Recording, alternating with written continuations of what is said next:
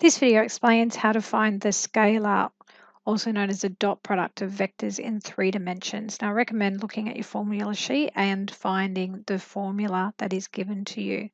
Now, the scalar product, also called the dot product, is a way of multiplying two vectors.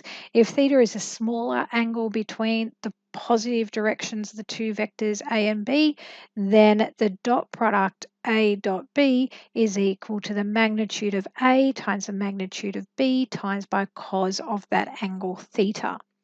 Now, in component form, we could have vector A being A1I plus A2J plus A3K, vector B being B1I plus B2J plus B3K.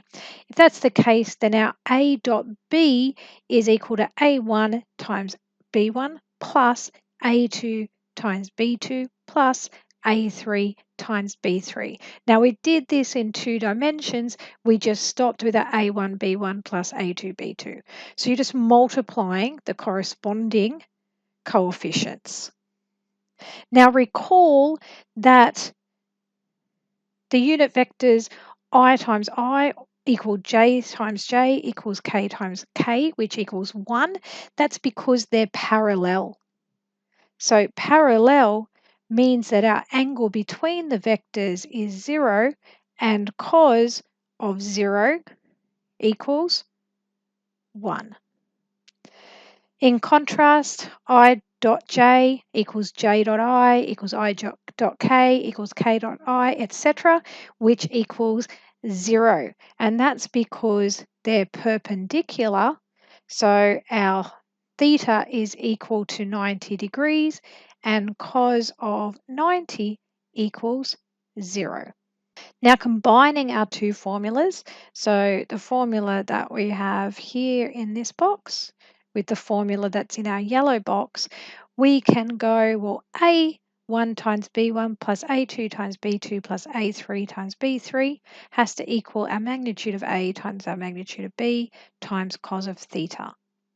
We can rearrange that to be able to find our cos theta, which will be multiplying the two vectors over the magnitude of A times the magnitude of B, or we could write it as cos theta equals A dot B over magnitude of A times the magnitude of B. Okay, so you need to be able to work with a formula you're given to find different things. So you might need to write things in different ways. As already explained, perpendicular vectors, our angle is pi on 2 or 90 degrees if we deal with degrees, and cos of 90 equals 0. Now because of cos of 90 equals 0, our A dot B equals 0. Now also recall with parallel vectors, which has been explained in a previous video. So if B is parallel to A, vector B is parallel to A, then B can be expressed as a scalar lambda times A. Or if you can express A as a multiple of B, then they're parallel.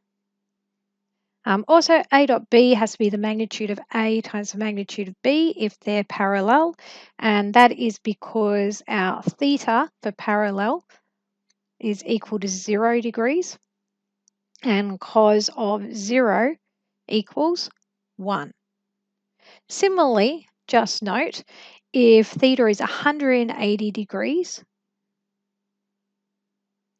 your cos of 180 degrees will be -1.